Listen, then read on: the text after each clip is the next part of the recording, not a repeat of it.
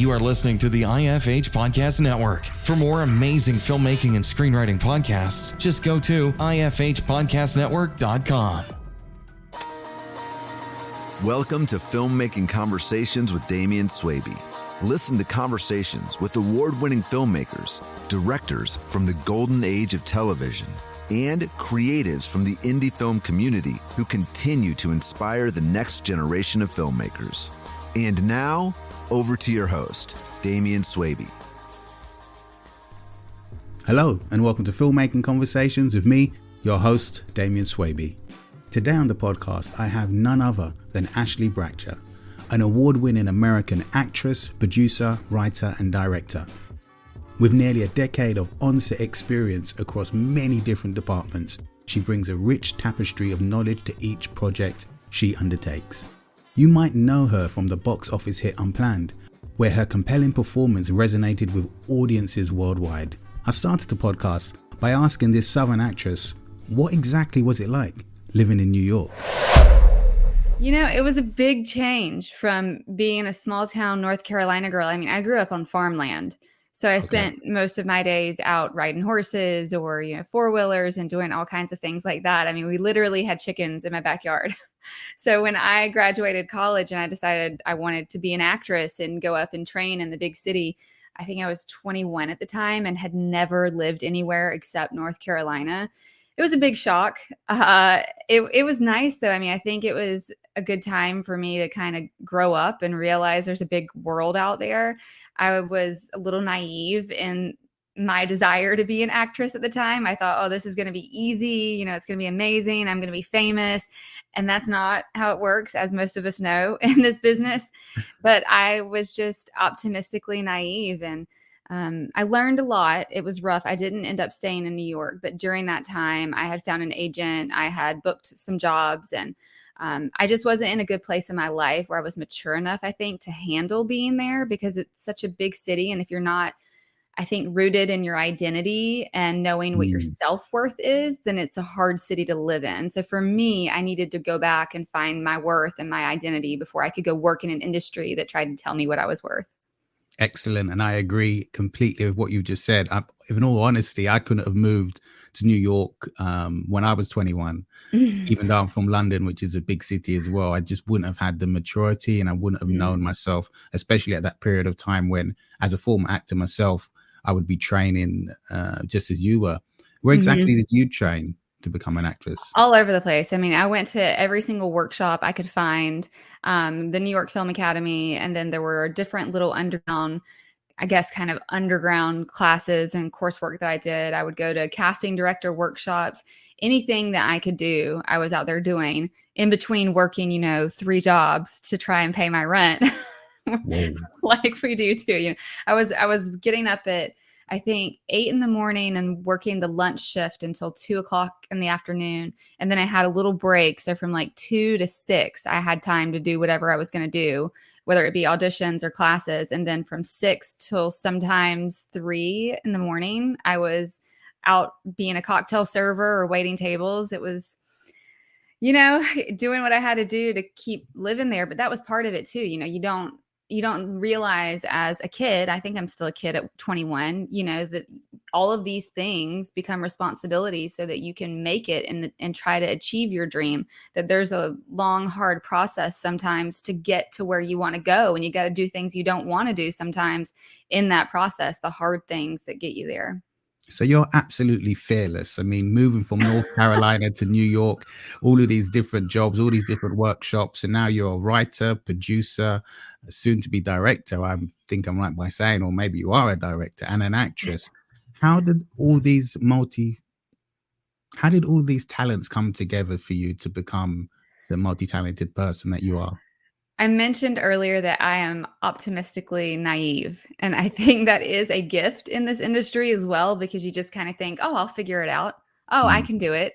And with the right amount of training and the right amount of grit, yes, you can. But it's worked to my benefit in the sense that I've always believed that if I really wanted to do something, that I could figure it out. especially now that we have so many resources at our fingertips. It's not that difficult to go study on your own to figure something out. And I'm a storyteller by heart. That's why I got into this industry. Yes, I started as an actress, but stories have always been what brought me to this industry.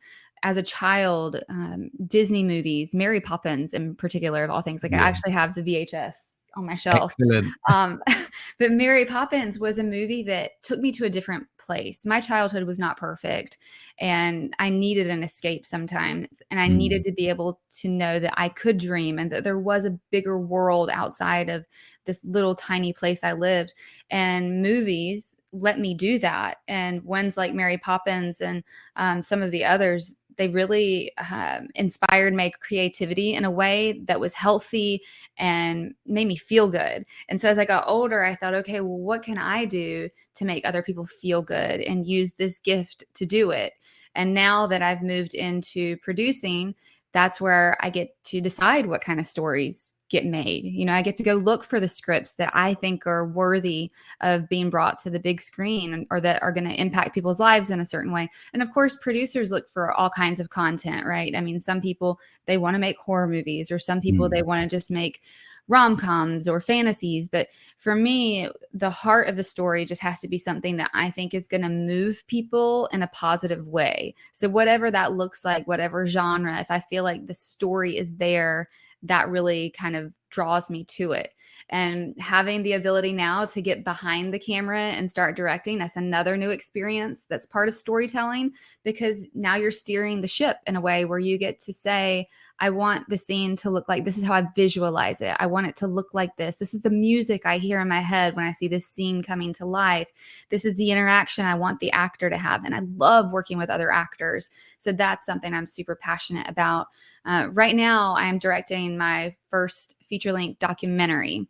So I started in the documentary world. And again, you can see social impact and causes are dear to my heart, because I'm working on a documentary about people who were affected by a drug called thalidomide in the 1960s. And they were born with birth defects because of this drug. And I'm chronicling their fight to get recognition here in the United States. And so again, social impact stories, things that I think are important for the world to know. Documentary, of course, is very different from a narrative feature, but it does give me the opportunity to sit down and say, how do I want this to look? And how do I get to help share the real life story of these people? There's still storytelling involved in a way that honors real people. So I'm really excited about all of the things that I'm doing. Excellent. I'm excited for you. I can't wait to see this documentary. I hope I can see it one day. That's for sure. Yes. We're filming right now. So it'll be out probably next year sometime. I'd anticipate by the fall. Well, I hope I'm not digging too deep with this question, but a lot of people on the podcast, they come on and because of certain issues in their childhood, they fall in love with stories and films and theater and everything like that. What exactly happened in your childhood that made you become so in love with storytelling? Oh, that's a great question. I grew up in a single wide trailer initially. That my parents were not very wealthy people. My grandparents were maybe middle class, but my parents were really, really young when they had me. I'm talking 18, 19 years old, really struggled. I never had anything extravagant growing up. And life, I'll just say life was not easy. There was a lot of issues in my family, dysfunctional things that happened. And there's a lot of healing going on. So I'll say that as well. I want people to know, like I had a really tough childhood and things happened that really sucked and were pretty awful. But there's been a lot of healing in my family through this process of storytelling, actually, and some of the movies that I've done. But like I said, I needed the escape.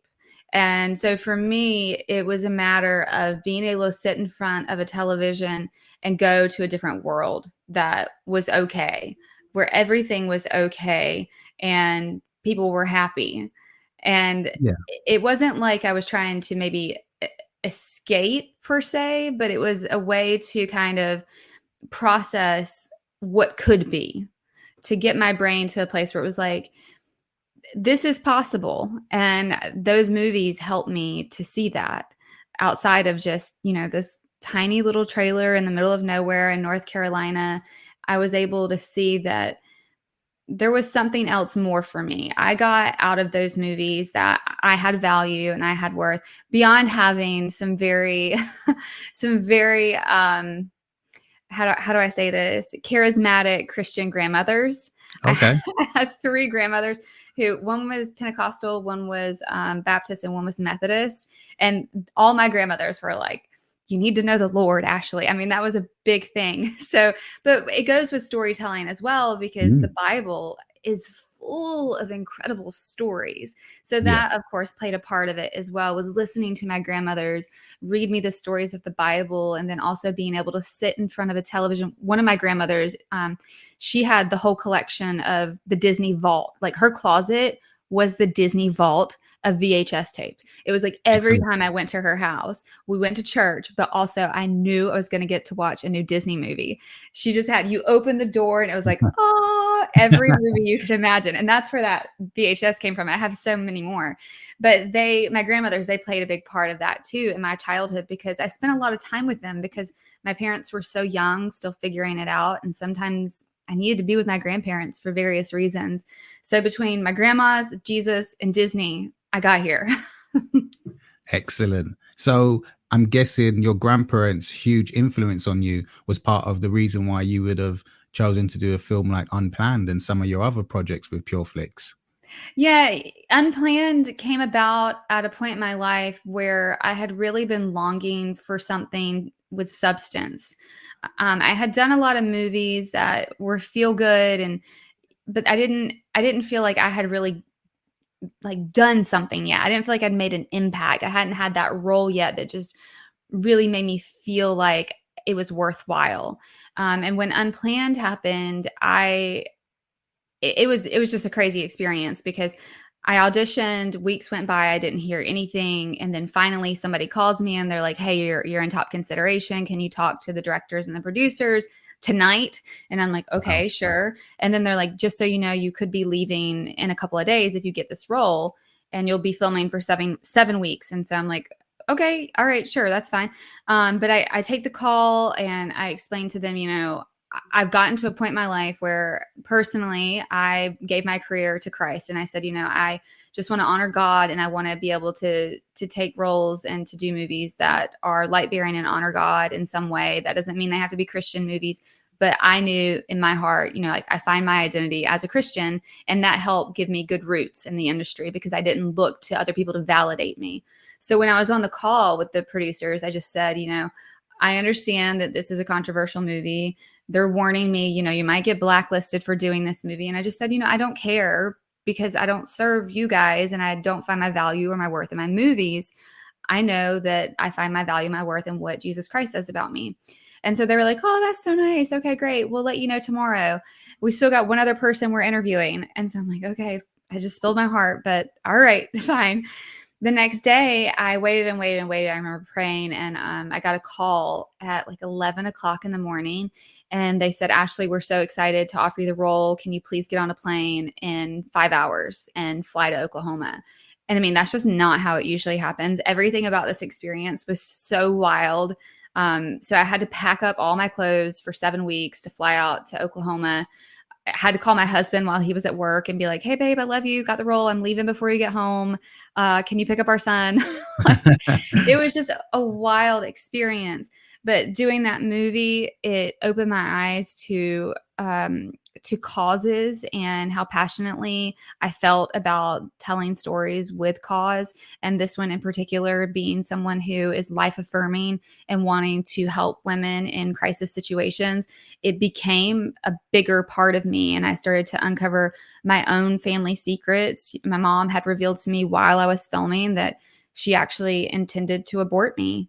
And I had no idea. So I was on set. I think it was my third day, and my mom called and she had no idea where I was. And I was like, oh yeah, Mom, I'm filming a movie. And when I was telling her what it's about, I mean, I knew that she had had an abortion when she was in high school before. And for us, it was never like this big thing. I didn't have a huge opinion on abortion.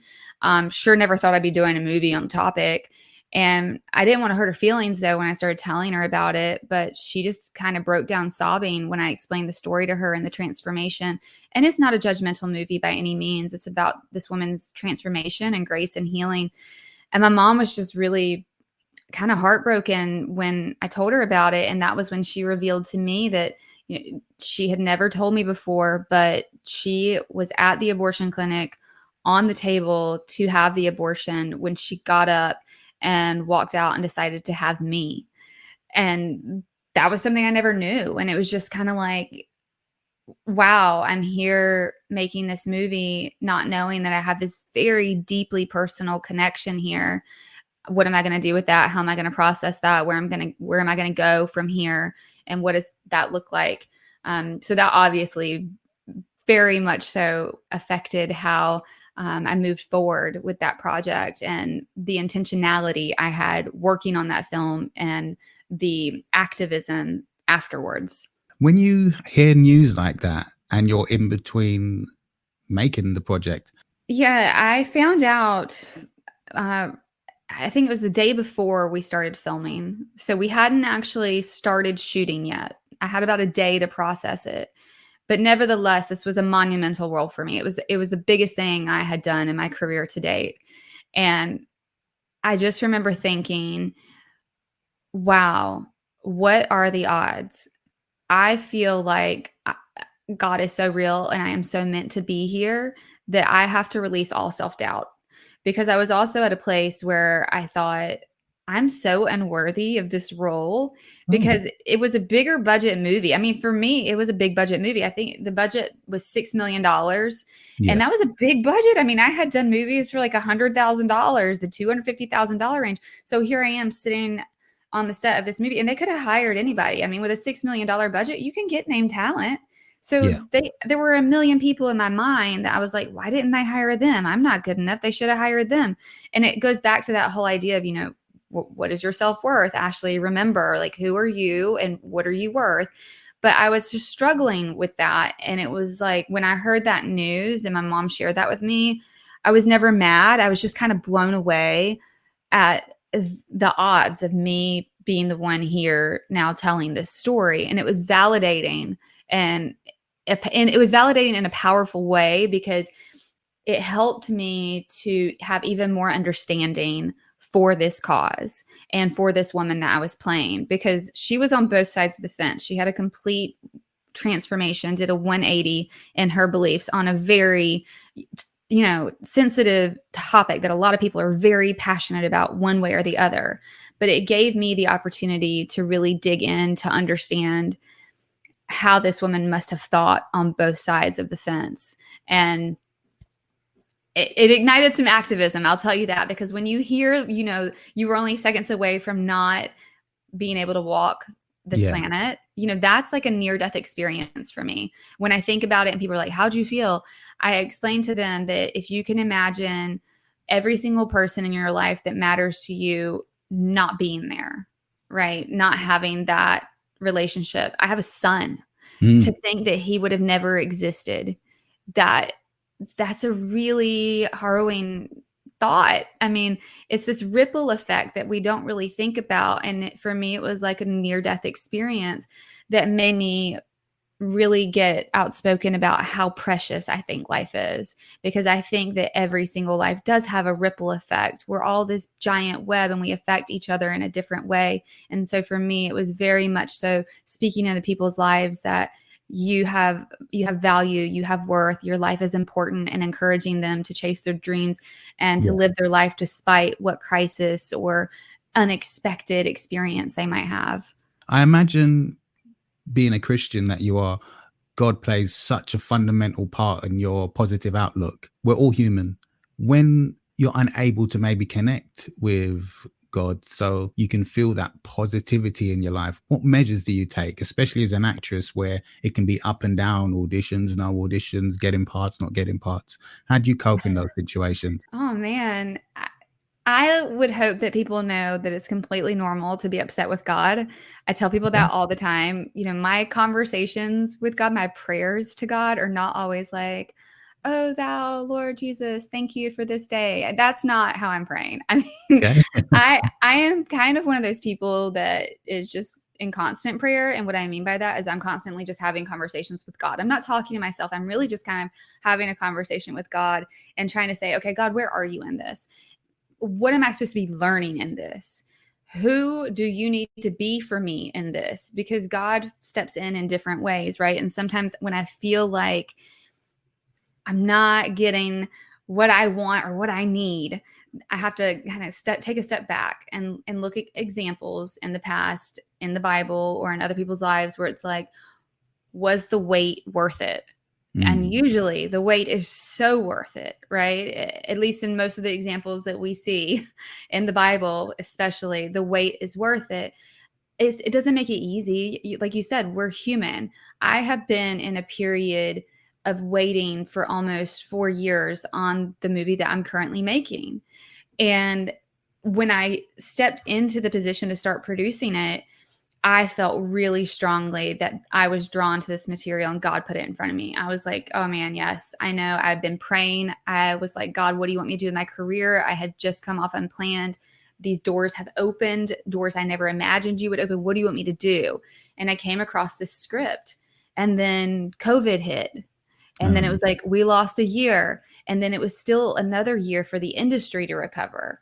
People were scared to invest. I'm an indie filmmaker. I'm not a proven producer at this point yet. And then we had a strike that's been going on for almost a year. So it's like almost 2.5 years of this project have just been part of me waiting because I had to, things were out of my control. I had to.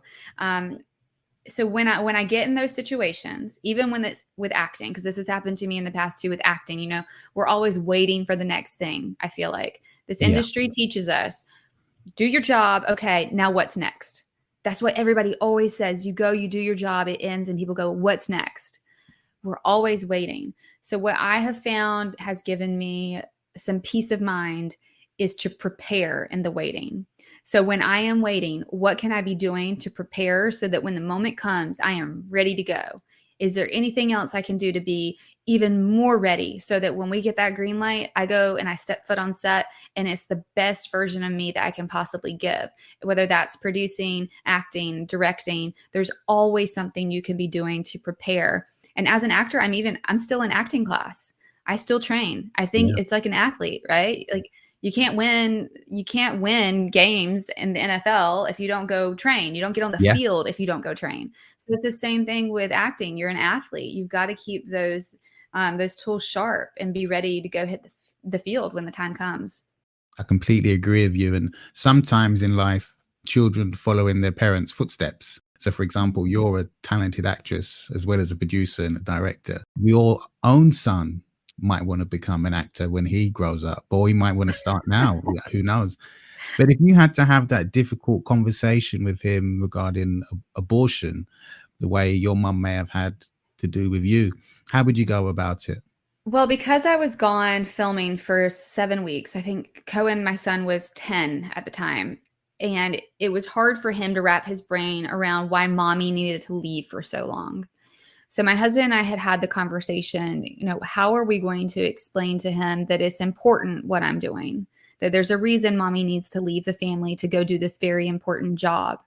And so when he came to set, because they came to visit me, I think it was maybe halfway through, like maybe 3 or 4 weeks into filming, they came to set to visit me and stay with me for a bit because it's hard when you're away from your family that long. And we had just discussed, okay, what is the most age appropriate way to explain why this is important? And we sat down and I had a conversation with him and I said, mommy's doing this very important movie because of this reason. And it deals with abortion. And here's what abortion is. And I used the most age appropriate language that I felt like was appropriate for him because every child's different. So when parents ask me this question, I say, you know your child better than anyone else. So what kind of language is going to resonate with your child the most? And so for us, it was really delicate. And it was like, you know, sometimes women are in a situation where they feel like they're not ready to be a mommy. And because of that, they decide that they don't want to keep their baby. And so their baby goes to heaven. And so it was pretty simplistic, but then of course there's questions. What do you mean their baby goes to heaven? Where does the baby go? How does that happen? And so then the questions lead to a little bit more of a complicated answer, but again, keeping it age appropriate. He was able to understand the gist of it, where he was like, okay, now this life is no longer going to come into existence on this earth. That was his understanding. And it broke his heart. It really did. As a kid, I remember him saying, why would anybody end a life before it has the chance to live? And I thought that was just such a simple, it just very honest thing that a child would say. And it feels so authentic. It feels so authentic to humankind to understand that, in my opinion, that life is so precious, for this little child to understand that life is so precious. And that was how we introduced it, right? Now he's 13. We've had a lot more conversations because he's 13. So the conversation shifted a little bit, where he understands a lot more about the complexities of the situation. But he also gets to see me advocate for these women, because I think that's really, really, really important when you're talking to kids about a pro-life, a life-affirming message. He gets to see me go give scholarships to women who have had unexpected pregnancies and decided to keep their kid and go to college. And that's one of the things I'm super passionate. I love it. I cannot wait to give our next one. We've given, I think, around $60,000 in scholarships to cover the tuition for young moms who had unexpected pregnancies and went back to school. Congratulations. So it's amazing. Thank you. I love doing it. It's so fulfilling. But I also work with other organizations who provide free services to women, where they give them the material resources they need, or they go out and they connect them with mentors in their community. And I think that him being able to see the action behind me just talking about it and saying, here's why I think this, he gets to see me actually go out and live it. And that's just as important, if not more important, than the conversation that you have. That's amazing. It just sounds like everything regarding Unplanned was so positive and inspiring for not just you, but for people who watched the film, people who involved the film, and a lot of other people. From what I saw on the YouTube preview, you also prayed a lot together as the cast and crew. Can you tell us what that was like compared to sets where people wouldn't normally pray? Yeah, for me, it was kind of normal because I constantly pray before my scenes.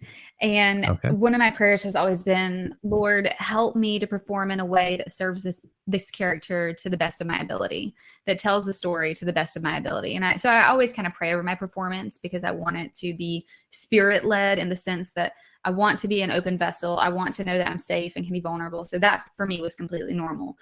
But for this experience, it was never required. Like, the directors and producers were never like, okay, everybody gather around, let's pray. That never happened. It was just kind of like, we're going over here to pray. And if somebody wants to join us, they come join us. And just crazy things happened. There were all kinds of people who would just come out with prayers where they needed healing or something. It was like, there were very broken people on set, or there were people who needed prayer that we didn't know they needed it. And then they had the opportunity because we were right there. And then for some of the scenes, they were really emotionally challenging scenes that we filmed. And there's one in particular where Abby takes the chemical abortion pill. And this is her true real life experience. It's been validated by many women who've watched it. It's an unfortunate and sad experience. She thought she was going to die because she was hemorrhaging so bad. And it was a very intense scene to film, because we shot that scene over the course of 2 days. And I think it was a total of like 11 hours that we filmed this one scene, where I mentally have to believe that I'm going to die. I'm crying constantly for 11 hours on and off. And I just felt so exhausted. And one of the times I walked into the room to perform the scene, I was just like, man, this room feels different. Like, I feel so different. There's something in my heart here that feels different. I feel empowered, but it feels special. And I feel like the presence of God is here. I did the scene. And what I didn't know is that there were so many crew members on the outside that had laid their hands on the walls, and they were just praying over the scene. And it was one of the most powerful things I had ever experienced on set. And it was this incredible sense of support, not just from our crew, but it felt like the presence of God was there. I mean, for me, it was undeniably just tangible, but they were there. I mean, no one told them to do it. People just kind of were led to go and pray around like a fortress. It was like this set that we had built up on the soundstage. It was like a fortress. People were just all around it. It was incredible. I mean, I think a lot of people sometimes get scared of prayer because they feel like it has to be a certain way, or, you know, like, what are these weird people praying about? But it's usually just a conversation about, you know, thank you, God, that I'm alive and I get to breathe again today. Thank you, God, that I'm here. Thank you for this opportunity to tell this story. Or like, Lord, please just bless this person as they go out to perform. So it's an open invitation to anybody, in my opinion. When you see someone praying on set, don't feel intimidated by it and try not to be judgmental, be open-minded. I like for us all to be, you know, accepting of everyone's beliefs on set. But prayer is open to any. I've had atheist friends ask me to pray for them. They're like, I don't think I really believe, but it'd be great if you could pray for me, because, you know, at least it's positive vibes out there somebody's putting for you. So it's nice when someone can recognize that in you and trust you enough to share something they feel like they need you to pray for. That's excellent. And I agree with you. That is very nice. And we always need more positive vibes out there. You're very experienced as a creative person, but you've also got the business side of things with Simple Jane Films, which you're the CEO of. How do you balance being a creative and a businesswoman? Because they're two very different things. And based upon many of the creative I've met in life and many of the creatives that have come on this podcast, the business side of things, us creatives, we don't really get do it as well as we could sometimes. You know, we struggle a bit on that. How do you cope with it all? I love it. I am one of those weird hybrid people where I love the creative and I love the business side almost as much as I love the creative, because problem solving for me has always been something that I have loved as well. I mean, doing, you know, there's like little puzzles, there's little brain teaser puzzles. You have to figure out how to unhook. I was obsessed with those as a kid. I love doing escape rooms, and people are probably like, okay, how does this even relate to what you're talking about? But it's problem solving and it's teamwork. And I love that. I was also an athlete growing up, and I was a team leader. And that whole aspect of working together to collaborate to make this giant thing out of nothing is beautiful and exciting and exhilarating for me. And running a business sometimes is a necessary evil to make that happen. But I thrive on new experiences and challenges. And I think that you also gain a deeper appreciation for the industry as a creative when you attempt to deal with the business side of things, because you start to understand that every single person on set, even the accountant, has a very, very, very important job to allowing you to do your creative job. And for me, that has just really, really made me so grateful when I walk on set as an actor. I'm like, oh, wow, my job is really easy today. Because as a businesswoman, I know all the things happening are in the background to make it happen. I love the opportunity to be an entrepreneur as well, to be able to say, I believe in this project, I'm going to invest in it, and I'm going to not only put in sweat equity, but maybe some of my own money to get it off the ground. And it's exciting. I'm an entrepreneur by spirit too. So problem solver, entrepreneur, maybe I'm an adrenaline junkie. I don't know. Maybe that's part of it. Maybe. Great. Nothing wrong with that. And I echo your thoughts. I remember the first short film, only a short film I directed. And afterwards, I just kind of fell on my bed and thought, how did I ever think acting alone was hard when I had to manage this and everyone's asking me questions and I don't know what to say. And you're the working actor session focus on auditioning. Can you provide some key points you touch upon during this session? That's primarily focused on what does it mean to show up on set and be ready. So if you're a working actor, you're typically auditioning. I go over some of what it's like to dive into character for auditioning, because we live in a different world now where we're doing a lot of self-taping. So I explain, what does a professional self-tape look like? What should you have in your set bag? You've booked the role now. What should you have and carry with you to set to be prepared? What kind of paperwork are you going to be looking for? How should you organize your day? What should you be keeping track of, including your wardrobe, if your wardrobe is being used, making sure that you're looking at your own hours for when you got to set, making sure that if someone asks you to do your own stunt, that it's okay to say, let me call my agent about that. Always make your agent the bad guy. Like that's what they're there for. If you're ever uncomfortable on set, I tell people, say, oh, well, let me just take a second to call my agent about that because she told me if this happened, I needed to call her or him. And then they get to be the bad guy and you get to step out for a second. I talk about, when you are uncomfortable on set, what's the appropriate chain of command and how do you speak up to make sure that you are comfortable and you're in a safe position? I talk about setting boundaries. Everyone should have boundaries in this business because the worst thing that can happen is you get on set and you've booked a role and now you're in a scene that you're not comfortable performing. Okay. Always be clear and upfront about boundaries because people will respect you more for that and they will respect you for respecting their time. Nobody wants their time wasted and their resources wasted. So why show up on set and be in a scene that you don't really want to do or feel comfortable doing?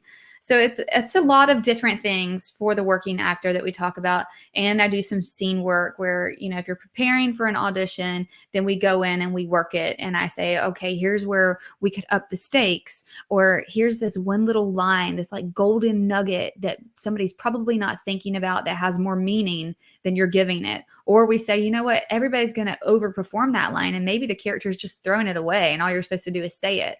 We look at every single line. We talk about character development, the backstory, because even if you have one line in a movie, you have a thought ahead of time. Like if somebody's asking you, hey, can you spare $1? And you say, I don't have $1 to spare. Let's say your line is, I don't have $1 to spare. Are you lying? Are you telling the truth? Is it your very last dollar? Is it like literally the only dollar to your name? Are you a millionaire and you can spare the dollar? Like all of these things would make you do this thing a million different ways. And I love being able to dig in and get people thinking about different ways they can perform it. I love that. And where can we find out about the information? Is that on your website or? Yeah, so if you go to ashleyBratcher.com, you can see some of those course listings. Right now, I'm pretty booked up and I'm not doing a lot of consultations or coaching sessions.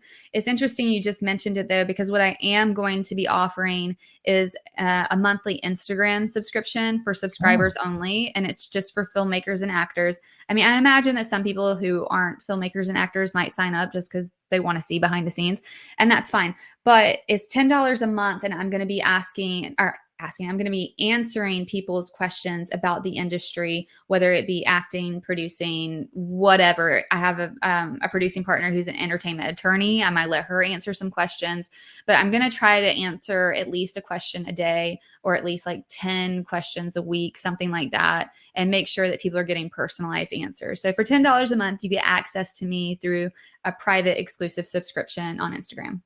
Excellent. And I'll put all the details of that in the podcast show notes. Everybody can check them out. Great. And it's it's at _Ashley Bratcher is my handle. And lastly, you're making your directorial debut for your documentary. It's an social impact documentary, and it sounds very, very interesting. And when we go into directing things, we all have expectations, no matter what we do. What are your expectations for the documentary, and how would you like it to resonate with viewers? Documentary goes alongside of the feature film that I am producing called Pharma.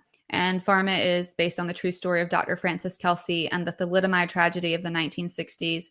She was one woman at the FDA and stood up to Big Pharma and said, I don't think that this drug is safe. There's not enough clinical research to prove to me that it's safe. And she refused to approve the drug.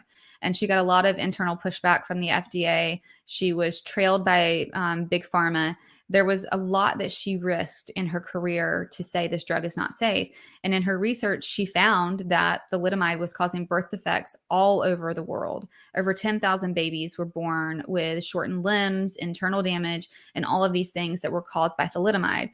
And she uncovered this. It had come from a German pharmaceutical company that employed more Nazi war criminals than any other country in the world. So they had established an atmosphere where it was profits over people. So this movie is about her fight for justice to get this drug out of the United States. She ended up being successful because she blew the whistle and went to the Washington Post. They put the story on the front page. JFK found out about it and awarded her one of the highest civilian honors. Now, this is an incredible woman that most people have no idea existed. And she changed the face of global drug regulation. She set the golden standard from that point on for what it took to get a drug passed at the FDA. Things are a little dicey now about whether or not what she set in motion is still in motion. But it is a story that's very much like Aaron Brockovich set the FDA in the 1960s. So because of starting to tell that story, that came first. When we started promoting it and talking about it on social media, we had thalidomide survivors reach out. And they were like, hey, I was born with birth defects because of this drug. Or, hey, I knew about Dr. Frances Kelsey, and this is my life story. And I thought, wow, this movie is so much bigger than just being a movie. There is more to be told here, and it deserves a documentary to go alongside of it, because we were meeting so many people. Wow. And here in the US, we're one of the only countries in the world that has not recognized our survivors. Because the common misconception is that because Dr. Kelsey blocked it in the US, it didn't happen. But at the time, samples were handed out. They were allowed to be handed out. So 2.5 million pills were handed out across the US, and babies here were born without arms and legs. And these are people that are now in their 60s. Never received any restitution, no apology from the pharmaceutical company or the government. And they are getting older, and they just want recognition and some sort of health care. So as I started to learn more about them, that was where it expanded to the documentary. And I said, this has to be more. These people deserve to have their stories told. So let's use pharma, the narrative feature, as a vehicle alongside of the documentary. And let's try and put them out at the same time so that people see the real faces and they see the narrative story of Dr. Frances Kelsey. And that's how it all came to be, honestly. So when I think about how do I want this to impact the audience and people around the world, I hope it creates a giant sense of awareness. I hope that the survivors in the US get recognition, and that some sort of legislation gets proposed that will take care of those people. And again, awareness. We also started partnering with an organization called Girls in STEM. So we are dedicated to getting more young girls interested in STEM fields. I'm a crazy person. I just want, I'm like, how can we use movies to change the world? But I mean, go for it. Yeah. Like I really mean it. So that has brought all kinds of other crazy opportunities to the table, to work with legislators, to work with organizations like Girls in STEM, and to tell real life people's stories that will resonate and get them the recognition they deserve. Ashley, I love your spirit. I love your energy, and I love everything you're doing. You've just been like a shot of Red Bull for me today. I'm going to go and do something really constructive and positive now. I really appreciate it. And thanks so much for coming on Filmmaking Conversations. I hope when your documentary is finished, you're able to come back on again and discuss that in further detail. And I look forward to seeing that too. Yes, thank you so much. I appreciate it. Great conversation. I've had a really good time talking to you. If you liked this podcast, share it with friends. Leave a comment in the comment section and hit the subscribe button.